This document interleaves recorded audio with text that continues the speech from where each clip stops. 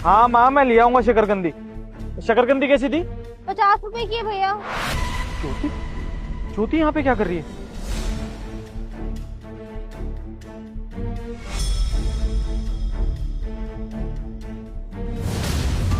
जी वो 50 रुपए कुछ ज्यादा ही नहीं मांग रही आप मुझसे? अरे भैया 40 की तो हमें ही पड़ती है। अब उसमें 10 रुपए भी नहीं बचेंगे तो हम काम कैसे करेंगे? इतनी बोनी तो होनी ही चाहिए। अब इतनी मेहनत कर रहे हैं इतनी धूप में तो। अच्छा ठीक है, एक काम कीजिए, एक प्लेट पैक कर दीजिए। जी।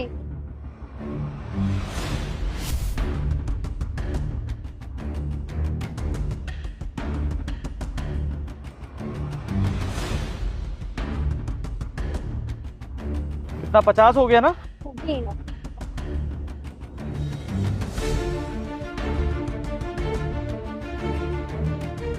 ये लीजिए। ये 500 के छुट्टे तो नहीं है। रुकिए मैं करवा कर लाती जी एक सेकंड रुकिए, आप एक काम कीजिए, रख लीजिए मेरी तरफ से। हूँ। नहीं नहीं भैया, हम 500 रुपए नहीं रख सकते। हमारे 50 ही बनते हैं, 50 ही दे दीजिए। ये लीजिए। जी नहीं, कोई बात नहीं, आप काफी मेहनत कर रही हैं यहाँ, रख लीजिए। धन्यवाद। वैसे बुरा ना माने तो एक बात पूछूं आपसे? हाँ जी पूछिए। ये आपके चेहरे पे इतने निशान बने हुए हैं, किसी ने मारा है क्या आपको? नहीं नहीं भैया, वो मैं सीढ़ी से गिर गई थी, नजर नहीं आई थी एक सीढ़ी, पैर पे चल गया इसलिए लग गई बस।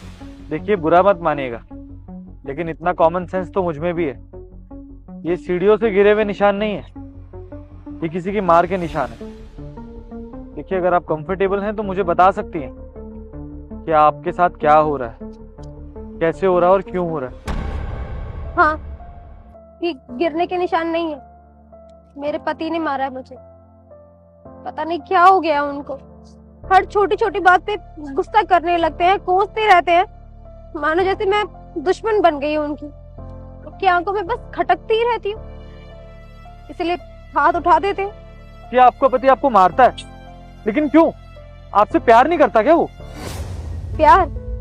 वो तो शादी के बस कुछ दिन तक ही था, उसके बाद तो जैसे मानो हम दोनों एक दूसरे के लिए अनजान ही हो गए, या फिर उनके मन में मेरे लिए नफरत ही भर गई। सब कुछ किया मैंने उनके लिए, कोई कसर नहीं छोड़ी, हर काम सब दिल लगा के किया, लेकिन कभी उन्होंने मेरी कदर समझी ही नहीं। हमेशा बस दुश्मनी ही करते आए, ना कभी कोई काम किया और ना ही मुझे एक अच्छी जिंदगी दी। परेशान हो गई हूँ मैं अपनी जिंदगी में। हमेशा सोचती हूँ कि अगला दिन अच्छा होगा, अगला दिन अच्छा होगा, लेकिन फिर वही रह जाती हूँ। अब मेरी जिंदगी वहीं रुकी रह जाती है। पर से कोई काम तो करते नहीं है, बस मुझे मारते रहते हैं, और जितनी कमाई होती है ना यहाँ से, शाम को वो भी ले लेते हैं। सारा दिन मेहनत करती हूँ धूप में मजदूरों की तरह, लेकिन कभी कदर नहीं की उन्होंने मेरी। इससे अच्छा तो मेरा पहला पति था, कभी हाथ नहीं उठाया, कभी मारा नहीं, हमेशा प्यार ही किया। मेरी गलतियों को ना हमेशा नजरअंदाज किया उन्होंने, कभी कुछ नहीं कहा, लेकिन बस वक्त ही ऐसा था कि ना मैं उन्हें समझ पाई और ना वो मुझे। ये आपके साथ तो सच में ही बहुत गलत हो रहा है। लेकिन अभी आपने अपनी बातों में मेंशन किया कि आपका कोई पहले भी पति था, वो भी इसी तरह परेशान करता था क्या आपको? नहीं नहीं, वो मुझे परेशान नहीं करते थे, बहुत प्यार करते थे, रानी की तरह रखते थे मुझे। वो तो बस हम दोनों के बीच में अचानक से इतनी दूरियां आ गई कि हम एक दूसरे का चेहरा ही नहीं देखते थे।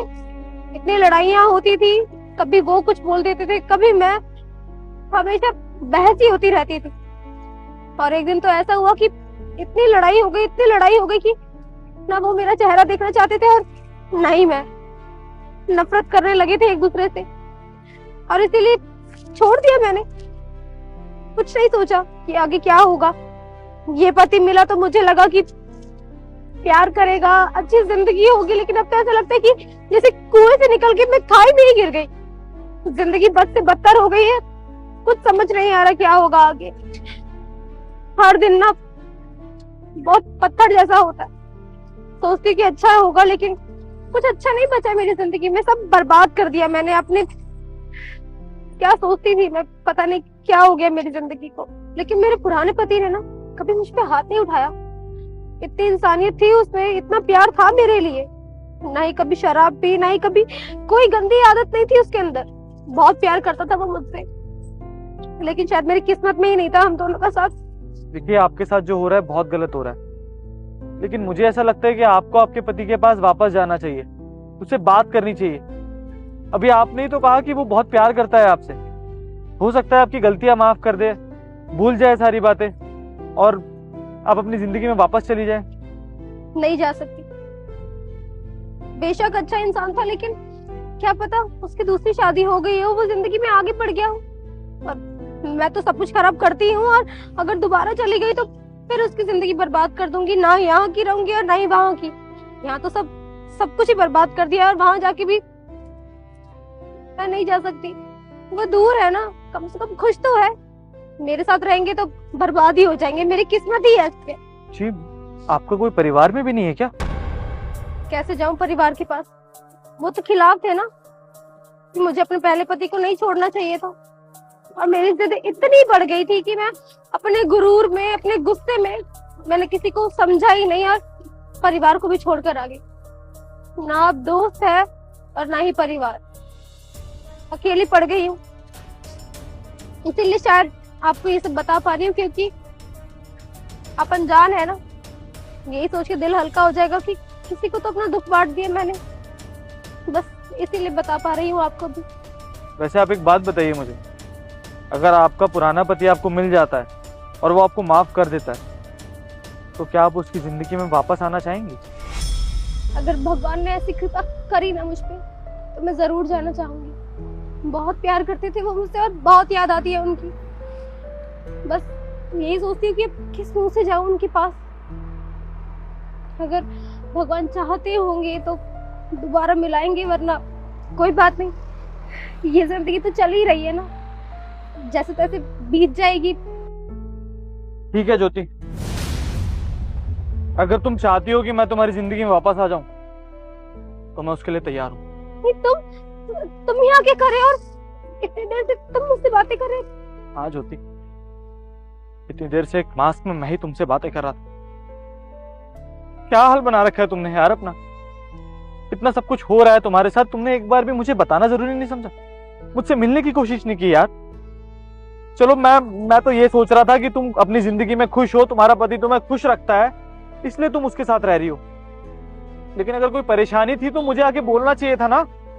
मैं समझता तुम्हें यार, तुम्हारा पति तुम्हारे साथ इतना कुछ गलत कर रहा है वहां पर, और मैं यहाँ अपना बिजनेस ग्रो कर रहा हूँ, खुद को आगे बढ़ा रहा हूँ। रिग्रेट हो रहा है मुझे यार।